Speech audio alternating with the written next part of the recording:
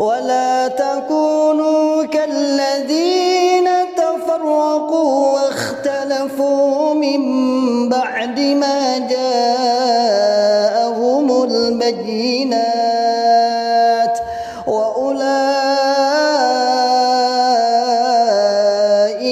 لهم عذاب عظيم. Bismillahirrahmanirrahim. Ikhwani fillah wa hayyikum bi tahiyatil Islam. Assalamualaikum warahmatullahi wabarakatuh. Alhamdulillah hamdan hasiran tayyiban mubarakan fi kama yuhibbu rabbuna wa yarda. Asyhadu an la ilaha illallah wa asyhadu anna Muhammadan abduhu wa rasuluh sallallahu alaihi wasallam wa ala alihi wa sahbihi. Amma ba'du. Ikhwatal Islam, ikhwatal iman, akramanallahu wa iyyakum. Semoga Allah memuliakan kita semua. Syukur kepada Allah dengan afdholi syukri. Alhamdulillahirabbil alamin, kita pada malam hari ini bisa ijtima ya Ustaz ya. Ijtima berkumpul di Qailul Biqa. Apa Qailul Biqa? Sebaik-baiknya tempat, yaitu baitun min baitullah, sebagian tempat dari rumah-rumahnya Allah. Alhamdulillah kita di Masjid Raudhatul Mukminin, jadi taman-taman bagi tempat-tempat bagi umat Islam.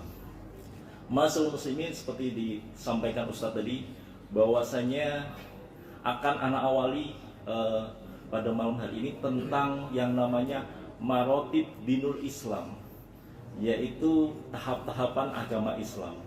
Perlu saya sampaikan yang namanya yang pertama adalah Islam, iman, ihsan. Kenapa? Ada golongan tertentu ya. Dalam tadi sudah disampaikan, sudah di-spill dari di depan oleh Ustaz Hasan Makarim. Memaknai Islam itu tidak seperti memaknai yang kita tahu atau jumhur ulama memaknai, atau seperti ustadz-ustadz kita memaknai Islam.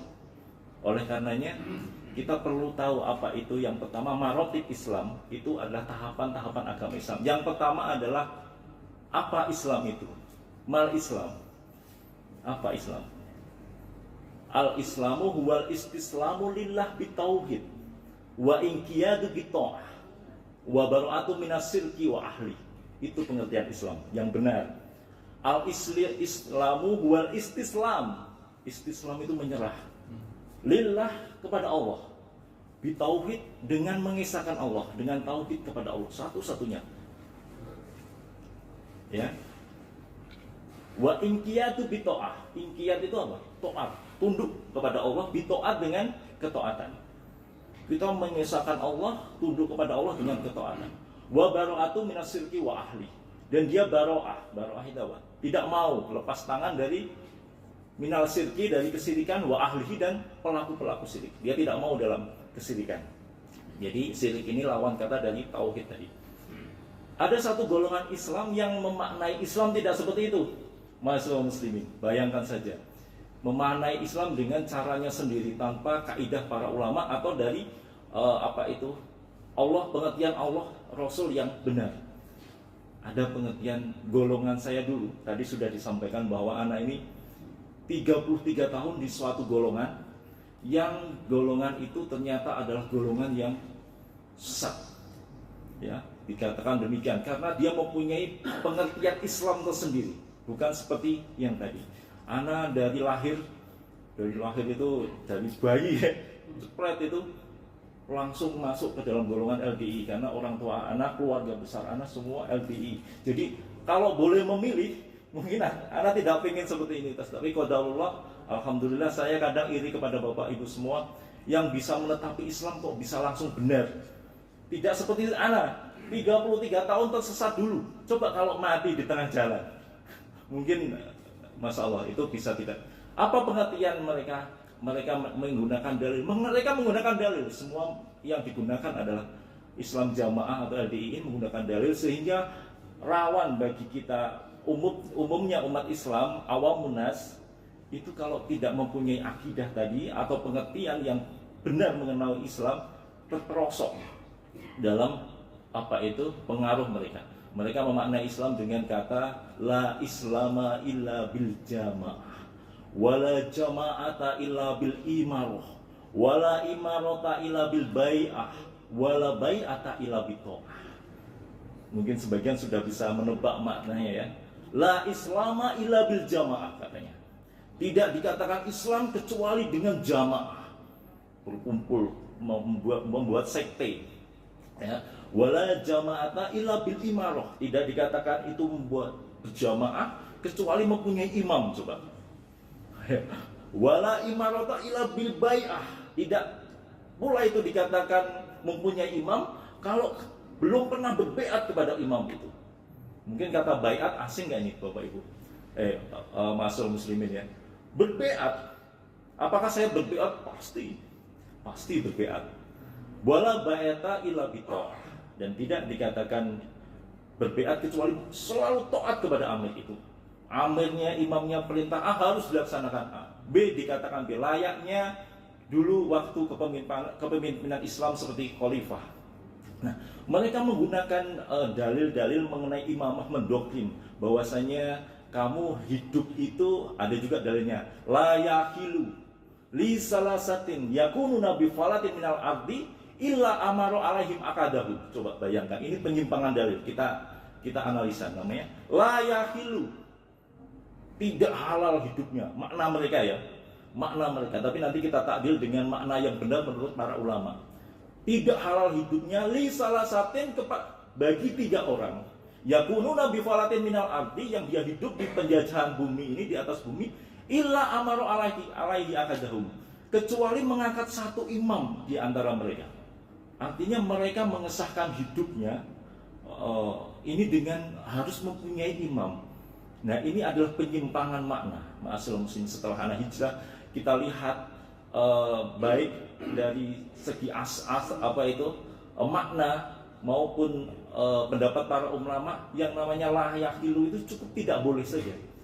Tidak boleh seseorang hidup di muka bumi mengangkat 1 pemimpin. Dan ini hadis ini disalahartikan oleh Islam Jamaah bahwasanya hadis ini sebenarnya hadis untuk orang berjalanan. Kita musafir, ya kan? Harus mengangkat 1 sebagai pemimpin perjalanan. Tetapi dia digiring oleh Islam Jamaah atau LDI itu, disampaikan bahwa kamu hidupnya saja tidak halal kalau nggak punya imam. Bahkan ada tambahan lagi, itu anjing babi itu hidupnya halal, tapi kamu sebagai manusia itu tidak halal hidupnya. Nah, itu adalah prinsip-prinsip yang mereka tanamkan kepada, terutama merekrut anggota baru seperti itu, mungkin didekati dan lain sebagainya. Mereka juga menggunakan dalil seperti surat Al-Isra ayat 71 itu, Ustaz. Jadi yauma yad'u kulla unasin bi imamihim. Coba, ini kalau yang ngaji tidak ada bimbingan, ini terperosok ini. Yauma yad'u kulla unasin bi imamihim, surat Al-Isra ayat 71. Harinya orang iman dipanggil oleh Allah pada hari kiamat itu bi imamihim, dengan imam-imamnya. Kalau orang LDI ini, dia akan ngomong, kamu tidak punya imam hari kiamat, kamu mau apa? Plonga-plongo, ya. Di hari kiamat kamu akan plonga-plongo. Ini doktrin mereka. Kalau kami punya imam, ya, yang menuntun kami ke surga, karena hidup itu yang halal harus punya imam. Coba masyaallah muslimin, setelah anak hijrah ini kita buka yang namanya kitab tafsir, ya, kitab tafsir dan sarah-sarah hadis. Di kitab tafsir Ibnu Katsir maupun Jalalain, makna imamihim itu au kitabi amalih, ternyata maknanya adalah kitab catatan amal. Jadi nanti kita dibangkitkan di hari kiamat menghadap Allah itu dengan kitab catatan amal masing-masing. Tetapi Islam Jamaah, LDII membalikkan makna itu seakan-akan imamihim itu harus pemakai imam. Apa nggak ngeri? Coba kalau LDII atau Islam Jamaah selalu memotong ayat itu. Coba kalau kita teruskan. Kalau kita teruskan akan semakin jelas ayatnya. Waman u'tiya kitabihi biyamini, ya, faulaika ya'ra'u kitabahum wala yudlamuna tafdila. Oh, Fatilah ya tuh ya, Fatilah. Jadi barang siapa yang dikasihkan kitabnya dengan tangan kanan, loh, ini merujuk ke yang lalu. Kalau kita gandeng maknanya secara utuh satu ayat itu akan kelihatan maknanya, tetapi mereka memotong ayat. Memotong ayat tadi seolah-olah membenarkan golongannya. Kalau kita teruskan, faman utiya kitabahu fi yamini, kalau kamu disampaikan buku catatan amal dengan kanan-kanan, ulaika ya'ra'una kitabahum, mereka akan membaca kitabnya, wa yudlamuna tafsila, dan dia tidak la yudlamuna tafsila ya, Fatilah, dan dia tidak dianiaya sedikit. Coba masyarakat muslimin, mereka sering sekali menggunakan ayat-ayat potongan ini untuk menyesatkan umat. Termasuk ayat yang pertama tadi, yang kita sampaikan tadi adalah yang dalil pertama, la islama illa bil jamaah, itu adalah ucapan, itu bukan al-hadis itu. Kalau kita melihat hadis ini mauquf, kemudian sanadnya doif. Ada salah satu perawi yang namanya Umar bin Rustum, itu yang majhul. Dia tidak dikenal oleh para perawi, sehingga hadis doif ini tidak bisa dijadikan apa? Dijadikan hukum mengkafir, apalagi mengkafirkan orang. Ya, tetapi dengan di Islam Jamaah dia memakai dalil-dalil seperti itu untuk membenarkan golongan mereka. Nah, ini sangat bahaya sekali bagi kita umat Islam pada umumnya. Kemudian kalau kita lihat sababul wurud ini juga perlu diteliti hadis itu, sehingga kita tidak terlena begitu saja dengan makna yang diberikan oleh pendoktrin dari Islam Jamaah. Bayangkan saja, anak 33 tahun dulu anak pendoktrin, anak juga penasehat bahwa kamu kalau enggak LDII ya, ada 3 poin kesesatan. Ma'asyiral muslimin, mungkin sedikit saya sampaikan. Nah, ini tadi saya ngopinya cuma 30, Ustaz. Dibagikan. Jadi ada 3 poin kesesatan ma'asyiral muslimin. Kita lihat penyimpangan akidah. Ini di sini ada, biar anak saya. Iya. Biar anak saya. Ada namanya penyimpangan akidah, atau namanya adalah taksimul syariah. Jadi kita mau melihat tadi yang disampaikan Ustadz tadi, ada penyimpangan akidah dalam LDII. Namanya taksimul syariat Islam. Jadi agama Islam itu dibagi. Jadi semua lembaga pendidikan Islam itu membagi Islam menjadi 4. Ya, yang pertama adalah akidah.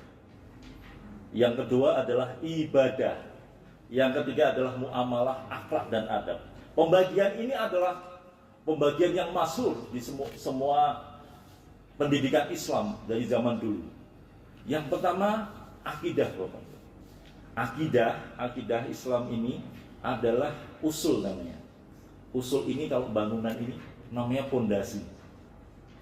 Nah, pondasi ini isinya adalah i'tiqad, keyakinan yang harus benar. Nah, di dalam akidah ini, kalau kita meneliti, kalau kita berbicara dengan akidah, dalamnya adalah keyakinan rukun iman. Ada 6. Iman kepada Allah, iman kepada malaikat, dan seterusnya sampai iman kepada qadar dan qadar. Ada yang paling penting dari ke-6 rukun ini, yaitu iman kepada Allah yang tadi dinamakan tauhid. Nah, kaidahnya Bapak Ibu, kalau kita lihat di sini, siapa saja yang tidak meyakini satu saja dari rukun iman ini, baru boleh dinamakan kafir. Ya. Jadi rukun iman antum percaya ke-6-6-nya itu mutlak harus dipercaya. Satu saja antum tidak percaya, itu boleh kita, kalau dia menyatakan seperti itu, kita tahu betul itu boleh kita katakan kafir. Tetapi LDII tidak. Tetapi LDII atau Islam Jamaah tidak. Nanti kita lihat di situ diagram penyimpangan akidahnya. Yang kedua adalah ibadah. Ibadah ini furu, cabang dari di dalam ibadah itu kurang lebihnya ya rukun Islam itulah. Ada syahadat, sholat, puasa, zakat, haji dan nah, di dalam ibadah ini ada ikhtilaf, perbedaan-perbedaan, misalkan memakai mazhab Syafi'i, memakai Hafzat Hambali dan lain sebagainya. Itu ada diperbolehkan, ada perbedaan-perbedaan. Makanya sebagai umat Islam setelah saya tahu bahwa ternyata umat Islam itu berbeda itu tidak apa-apa. Saling menghormati. Bagaimana cara sholatnya, bagaimana cara, itu ada dalilnya sendiri-sendiri. Kalau di dalam Islam jamaah tidak bisa. Dalam LDI itu sholat itu harus seperti itu. Harus mutlak seperti itu. Kalau nggak seperti itu nggak sah sholatnya. Bayangkan. Ini adalah penggiringan opini yang luar biasa. Nah ini boleh ada perbedaan. Bagaimana kita cara mensikapinya? Apabila kita katakanlah saya meyakini cara sholat kita seperti itu misalkan. Melihat yang lain sholatnya berbeda, bagaimana sikap kita? Apakah langsung, kamu sholatmu salah? Apakah seperti itu? Tentunya tidak. Barangkali mereka mempunyai dalil yang lebih sahih, yang lebih rajih, ya, sehingga mereka memakai dalil seperti itu. Mungkin pendapat-pendapat yang lebih, karena di dalam furu ini kita hanya tahu satu sisi, tetapi ada ribuan sisi. Sehingga kalau Islam demikian saling menghargai, kira-kira bisa rukun nggak? Bisa bersatu nggak umat Islam? Bisa menghargai perbedaan. Toh ini levelnya furu, boleh apa? Boleh berbeda-beda, tidak masalah. Tetapi kalau yang akidah tadi itu ijma, itu harus, itu keyakinan itu harus, ya. Insya Allah paham memang. Ini makanya sebenarnya Bapak Ibu sudah paham. Yang belum pahami anak dulu 33 tahun tidak tahu beginian, tidak mudeng akidah, tidak mudeng ibadah. Makanya di dalam Islam itu, di dalam jamaah itu selalu didoktrin. Namanya dalil hadihi milah sataf tariku ala salasin sab'in wa sintani wa sebuna finar wa wahidatun fil jannah wa yal jamaah. Coba bayangkan, umat Islam ini akan pecah menjadi 73 katanya. Yang 72 masuk ke neraka semua, yang satu masuk surga katanya. Wahiyal jamaah. Dalil ini di stop di sini, di stop di sini, tidak dilanjutkan. Ya, ternyata setelah saya keluar ini, setelah saya hijrah, memahami dalil ini adalah perpecahan itu memang ada perpecahan akidah, dan ini yang dimaksudkan adalah 72 ini adalah perbedaan akidah. Ya, banyak akidah-akidah yang seperti Khawarij, suka mengkafirkan. Itu termasuk akidahnya Islam jamaah, mengkafirkan yang di luar jamaahnya dan lain sebagainya. Kalau kita teruskan hadis tadi, dalam Tirmidzi diriwayatkan sahabat bertanya, manhum ya Rasulullah, siapa mereka ya Rasul? Yang satu tadi yang namanya jamaah tadi, ma'ana alaihi wa ashabih, kata Nabi.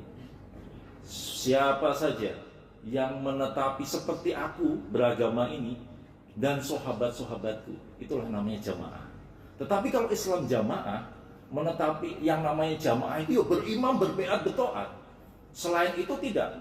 Tetapi kalau menurut pendapat Rasul, barang siapa saja yang menetapi Islam ini seperti aku menetapinya, itulah namanya jamaah. Kalau kita lihat Syarah Aunul Ma'bud, itu syarah hadis Abu Daud, di situ al-jamaah au ahli fikih, ahli ilmu, wa ahli hadis. Di situ namanya adalah tata cara beribadah atau manhaj. Masyaallah muslimin, kalau antum ketemu kata jamaah, baik dalam Al-Quran maupun Al-Hadis, dia mempunyai dua makna. Yang pertama adalah seperti yang saya sampaikan, ini adalah tata cara beribadah seperti Allah Rasul. Yang kedua memang maknanya secara struktural, ada kekhalifahan, ada imam, ada ru'yah, memang ada. Tetapi ru'yah, keimaman yang sah itu adalah keimaman yang dikenal, yang masyhur. Seperti kekhalifahan zaman Rasulullah, kemudian dilanjutkan kekhalifahan Khulafaur Rasyidin. Itu kan imamnya jelas ya tadi ya.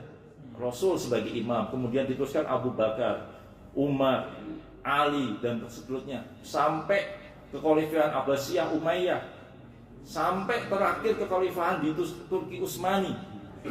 Itu khalifahnya jelas. Coba antum, saya tanya antum semua, apakah antum kenal Imam LDII? Enggak kenal kan?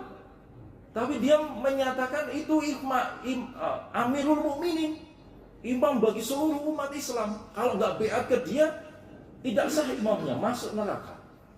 Coba, ini adalah penyimpangan makna yang kita pahami sekarang. Imam kita adalah pemimpin, kita adalah rois, ya pemerintah itu, presiden, ya pemimpin kita, yang kita taati, dan dia mengatur perkara orang Islam. Kita haji diatur, kita zakat ada amil zakat, kita sholat ada diatur waktu sholat dan lain sebagainya. Ini cukup bagi kita. Memang kekhalifahan ini memang tidak sempurna, tetapi kita ambil namanya maqasid syariah, kemanfaatan dari agama kita. Coba kita teruskan masalah ini. Di sini ada muamalah, ya seterusnya. Saya tanya, muamalah itu hubungan orang per orang atau hubungan orang dengan Allah? Orang per orang, artinya hubungan hablum minan nas. Makanya di situ ada buyu, jual beli, nikah, sirkah, itu masuk. Nah, termasuk jamaah. Jamaah itu kira-kira hubungan namanya pemimpin dan rokyahnya itu hubungan orang per orang atau hubungan orang dan Allah? Hubungan orang dengan orang. Tetapi oleh Islam jamaah di situ ditarik ke sana. Coba dilihat garisnya. Ditarik, jamaah itu ditempatkan di atas akidah. Ini penyimpangannya. Jadi kalau orang akidahnya sudah benar tapi tidak berjamaah sama dia, itu sama dengan kafir. Nah, ini penyimpangannya. Walaupun kamu bersahadat, walaupun sholat, walaupun rukun Islam, rukun iman, taat semua, tetapi kalau tidak berjamaah, kafir, masuk neraka. Dan masuk nerakanya mengerikan. Masuk nerakanya khalidina fiha abadan. Ini loh, ini kalau orang ini dianggap masuk neraka semua. Masuk neraka semua. Bahkan ini saya jujur aja ya Ustaz ya. Jadi waktu saya masih di LDI melihat bapak ibu ini, kasihan saya. Kasihan betul. Lah ya bapak ibu ini kok ya rajin sholat ya. Rajin pakai peci sholat. Tapi kok nggak diterima, orang kafir. Masya Allah, sayang sekali mereka. Makanya timbul gejolak. Ayo, saya dikasihan juga. Sebenarnya tapi karena ya sudahlah, mungkin tak amar ma'rufi juga nggak mau kan. Ya sudahlah, mereka cuma seperti itu, tapi neraka semua. Ya, salah satu kesesatan adalah takfir, mengkafirkan serampangan. Kafir kan? Waktu saya masih di LDI, saya kafir. Konsekuensinya apa? Konsekuensinya saya tidak mungkin bermakmum dengan antum. Karena antum orang kafir gimana sih? Sholatnya diterima? Enggak mungkin. Jadi orang LDI itu cirinya enggak mungkin dia mau bermakmum dengan antum. Karena dia merasa paling benar, paling diterima. Makanya kalau ada orang yang gelagatnya sholat sudah di komat kok dia masih di belakang menyendiri. Nah ini bibit-bibit namanya kawarid, suka mengkafirkan. Ada dalilnya. Ayyuma rajulun yaquluna li akhi ya kafir qad ba'a alaihim akadahuma. Kalau kamu, bagaimana pendapatmu terhadap suatu laki-laki yang dia mengatakan li akhihi ya kafir? Hei saudara, kamu kafir. Hukumnya qad ba'a alaihim akadahuma. Tuduhan kafir itu akan, kalau dia tidak kafir, akan membalik. Bahaya enggak ini? Bahaya. Bayangkan saja, keluarga anak, famili anak, mertua, semua masih dalam LDI. Bayangkan, anak merasa mempunyai kewajiban pada malam hari ini. Kewajiban anak adalah menyelamatkan umat, memberi edukasi terhadap mahasiswa muslimin yang ada di masjid ini, supaya jangan sampai terpengaruh ya dalam pengaruh dalam LDI ini. Karena banyak kan ada di perumahan ini. Karena saya waktu di beberapa tahun yang lalu masih ada mengunjungi salah satu tetangga antum di sini, dan dia LDI. Nah, ini banyak seperti ini. Jadi umat ini harus ditarjih dengan pemahaman yang benar, jangan sampai terpengaruh begitu ya. Insyaallah. Ya, ini sampai jam berapa ini? Saya Ustaz, sudah hujan? Belum. 20 menit lagi ya? 20 Ya, nanti sebelum 10 menit tolong Ana di tag untuk tanya jawab, atau barangkali nanti masih berkendaki saya habis isya, Nanti kita ngobrol santai juga bisa. Jadi harus ada tanya jawab karena pasti ada banyak pertanyaan-pertanyaan. Kemudian yang kedua, poin kesesatan kedua adalah mereka memaknai jamaah itu selalu berimam, berbeat, bertoat. Jadi dalil-dalil yang di situ kekhalifahan, hidup harus punya imam, dalil semua di Al-Quran dan Al-Hadis itu digiring jamaah mereka. Seperti dalil dalam Al-Quran, wa'tasimu bihablillahi jami'an. Coba. Wala tafarraqu. Ya, wa'tasimu tetapilah bihablillahi dengan talinya Allah, jami'an dengan berjamaah. Kalau mereka mengatakan jamaah kita ini, yang lain tidak. Coba. Ini kan berbahaya. Wala tafarraqu dan jangan berfirqah. Kalau kita lihat maknanya setelah kita belajar sedikit-sedikit bahasa Arab, jami'an itu ya bersama-sama saja. Jadi Masya Allah setelah anak hijrah ini ternyata agama itu mudah Ustaz. Adinun yusrun. Ternyata yang seperti ini kalau antum bersahadat itu sudah ada jaminan surga. Coba bayangkan ketika Rasulullah SAW pamannya yang Abu Thalib itu mau meninggal, ya kan?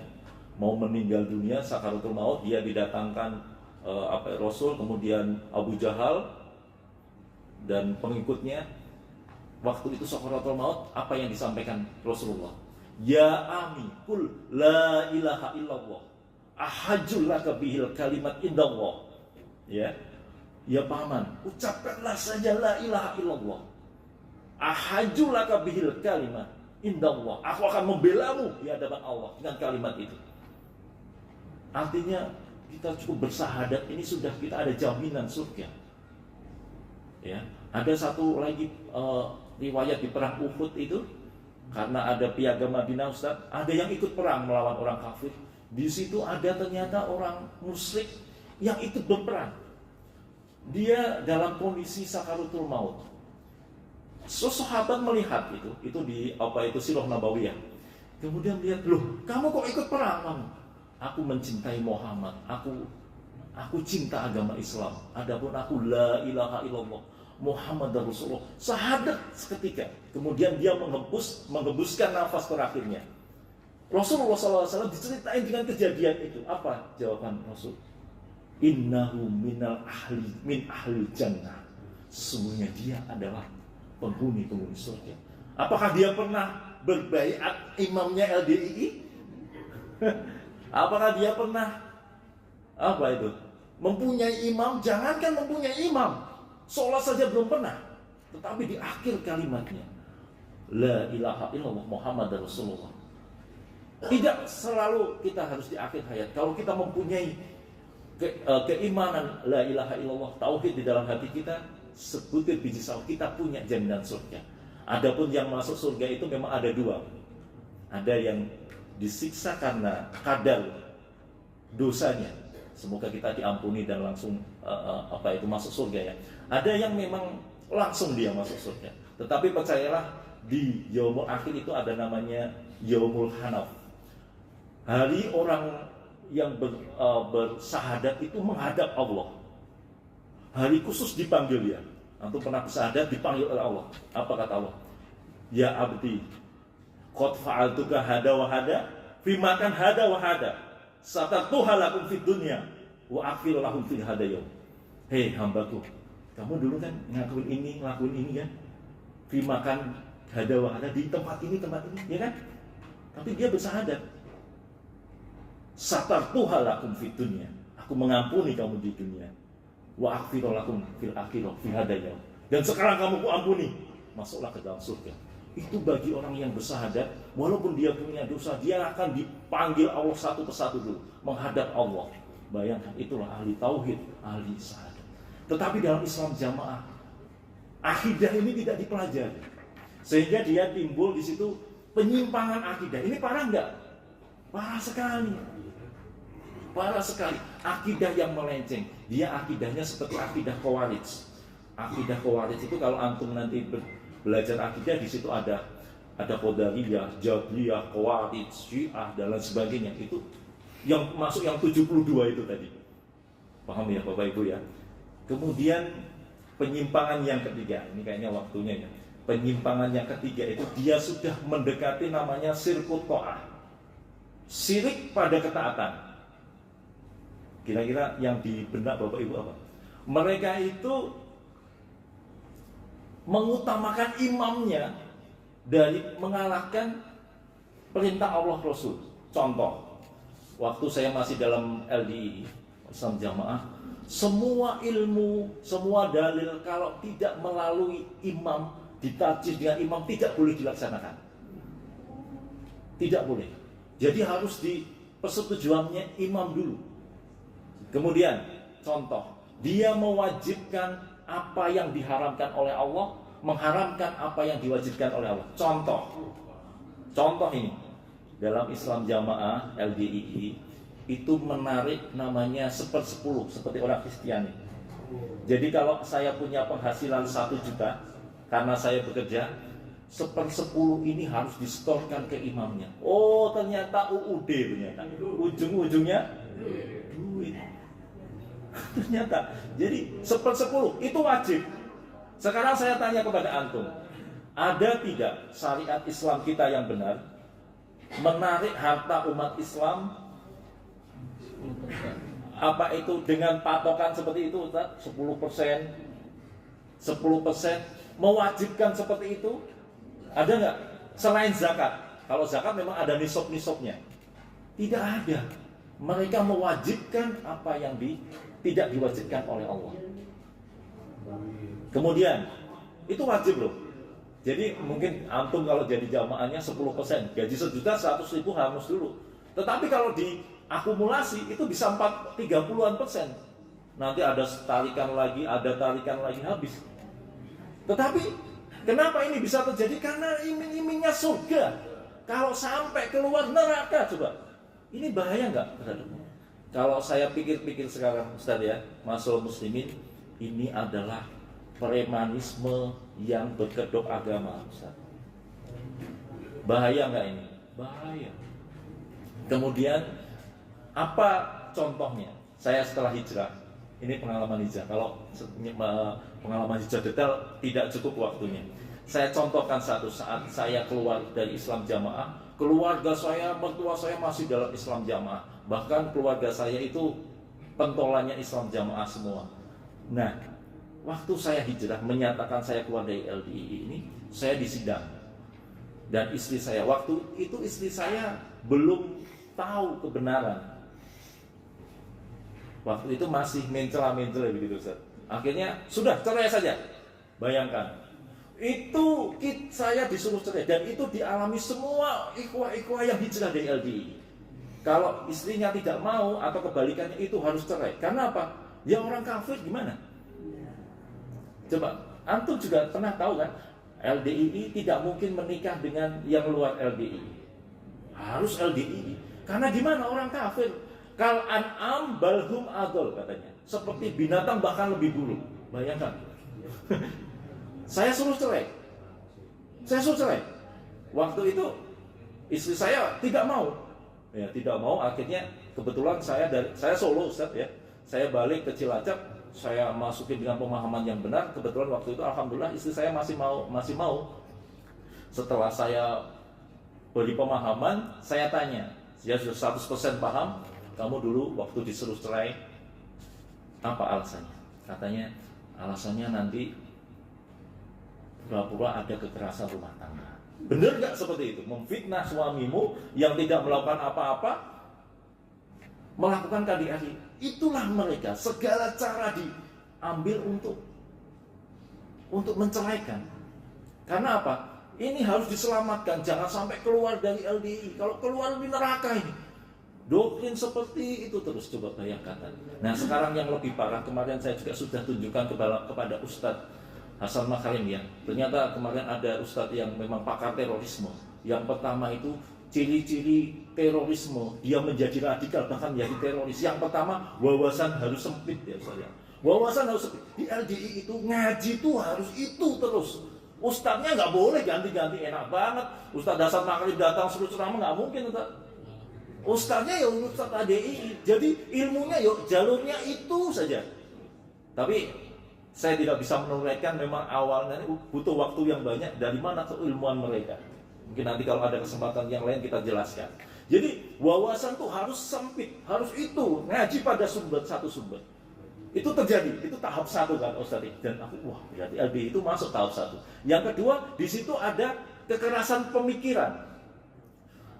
Kekerasan pemikiran, kalau enggak ini enggak, kalau enggak ini sesat. Itu sudah terjadi dalam LDI, dalam Islam Jamaah. Karena kalau tidak ini berarti sesat. Yang di luar sesat, itu kekerasan pikiran. Dalam pikiran, itu tahap-tahap orang merekrut dari terorisme. Yang ketiga, tahap kekerasan perkataan. Mereka mengkafirkan. Kemudian apa itu perkataan ya? Wah, kalau di luar itu sudah menyimpang, neraka semua. Bahkan Imam LDI itu, wah jorok sekali, tidak bisa saya sampaikan di sini. Katanya NU Muhammadiyah neraka kabeh. Sopo sing persis macam-macam. Ada rekamannya, asli otentik. Neraka semua. Tidak ada satupun golongan kecuali LDI ini yang masuk surga. Saya bayangkan sekarang dalilnya itu Ustaz, pintu surga itu 40.000 tahun perjalanan luasnya. Kalau cuma dimasuki aliran LDI itu berapa? Dan masuknya surga itu nyoseu desak-desakan. Ini kan wong akeh banget. Tetapi mikir saya dulu, wong jowo iki aja dikei surga. Ana rokok kabeh. Wah, ini nek wong jowo mlebu surga ya klewo-klewo ya awake dhewe lah ya. Gitu. Surganya sedikit kosong gitu. Iya, makanya surga itu sudah dikapling dia semua. Itu pemahaman yang radikal. Nah, ini kalau itu luar biasa, masya Allah. Itu ana dulu. Yang keempat, kekerasan dalam bertindak, sudah eksekusi. Ya kan, fase-fasenya LDI sudah eksekusi. Apa eksekusinya? Beberapa ikhwah hijrah kami yang sudah menyatakan hijrah diusir dari rumah. Ada yang dipukul, masuk ke polisi. Termasuk anak sudah bikin laporan ke Polresta Cilacap. Waktu itu ada ikhwah kita yang hijrah di Adipala, dia didorong. Saya yang mendampingi. Sudah kekerasan fisik. Coba bayangkan kalau LDI nanti berkembang embrionya. Dia sekarang sudah mempunyai namanya Senkom Mitra Polri. Jadi seperti tentara-tentara. Ada lagi Pak Devizar. Ada namanya Bolo Pendem. Itu preman-preman pencak silat, namanya pencak silat Pesinas Asad. Dia pendekar-pendekar yang Bolo Pendem. Jadi dia seperti intel-intel.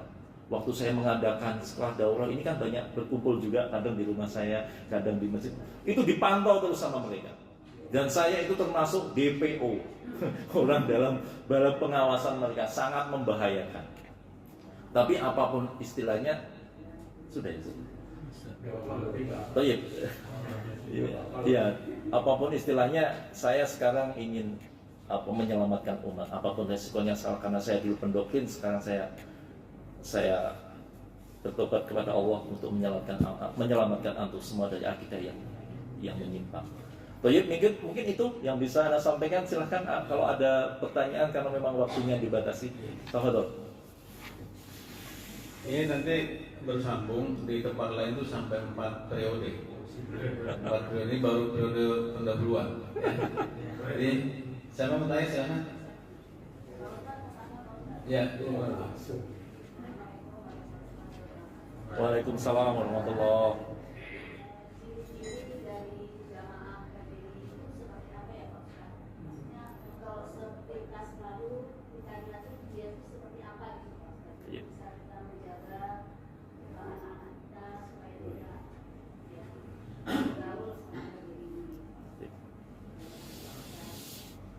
Langsung dijawab ya.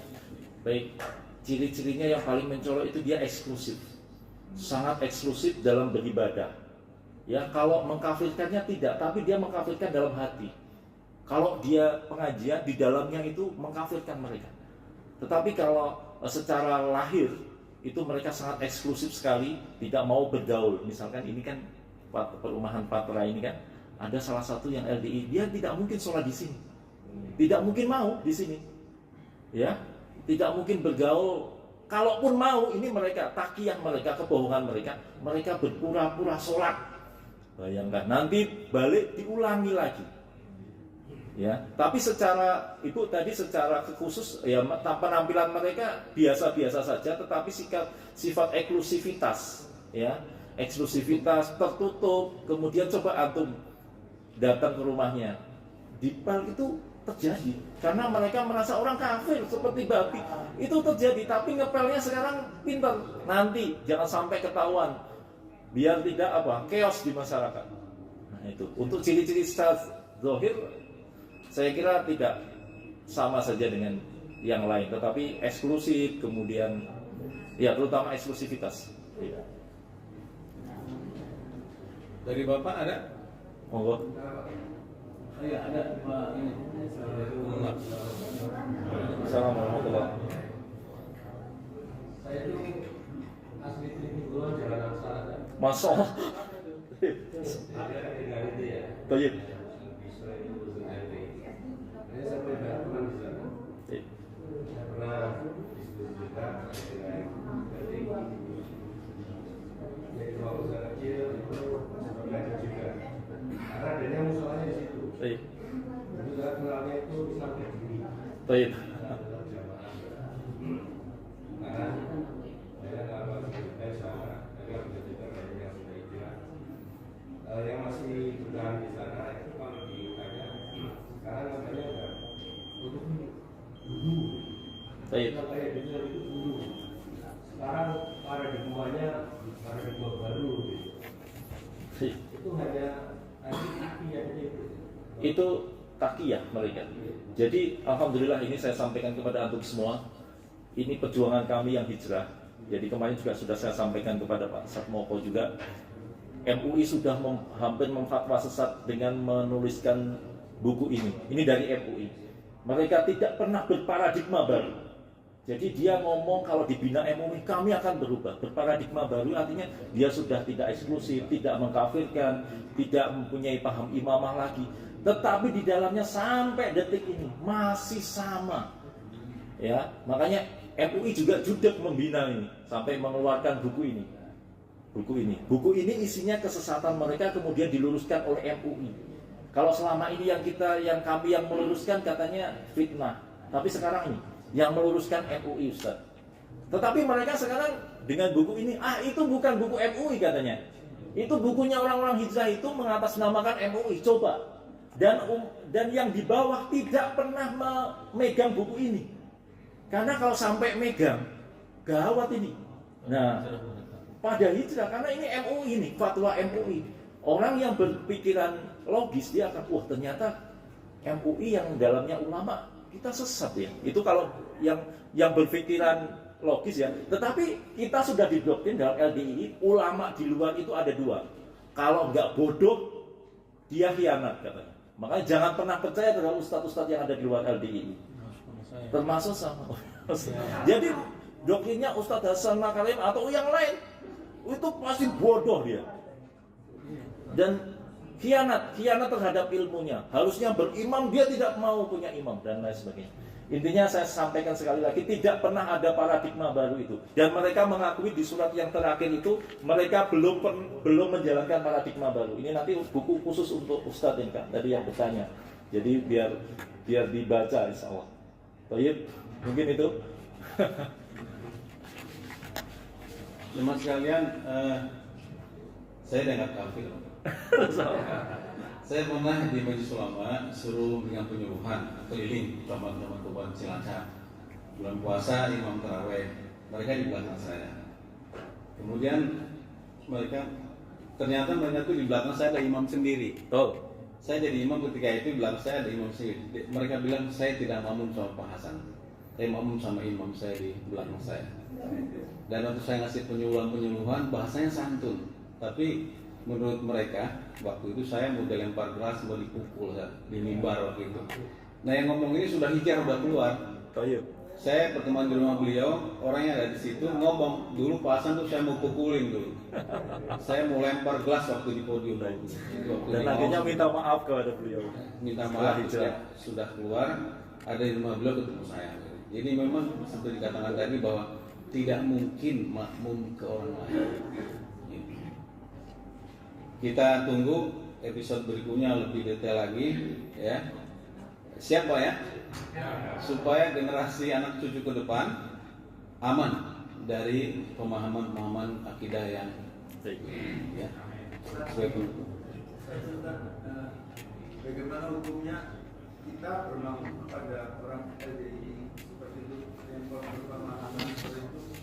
Mungkin kita pada saat kita safar kita mampir ke sebuah masjid tapi kita tidak tahu pemahamannya dalam di masjid itu imamnya seperti apa. Bagaimanapun mereka adalah masih saudara Islam walaupun punya pemahaman yang berbeda terutama akidah ya. Jadi tentunya ada satu dalil ketika as-sholatu mafruḍah wajibun ala kulli muslim baron kana au fajiron. Ini dalilnya. Apabila sholat itu sudah didirikan, imamnya sudah di depan, kita wajib mengikuti walaupun imamnya fajir, baron kana au fajiron, fajir ataupun baik, kita di belakangnya. Ya, jadi mereka juga orang umat Islam, tetapi kita kasihan terhadap mereka. Nah itu insya Allah masih diterima karena mereka sebenarnya untuk secara ibadah itu ya hablum minallah, urusan dengan Allah. Semoga masih kita diterima karena mereka memang punya penyimpangan yang luar biasa. Sama. Jadi ini nanti lama ini.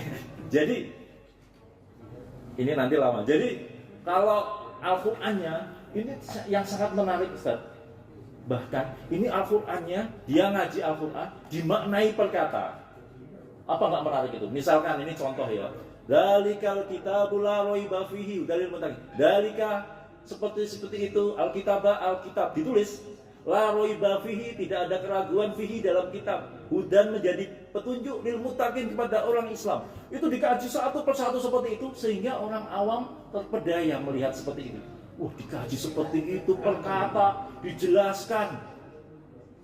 Ya, walaupun itu ngawur.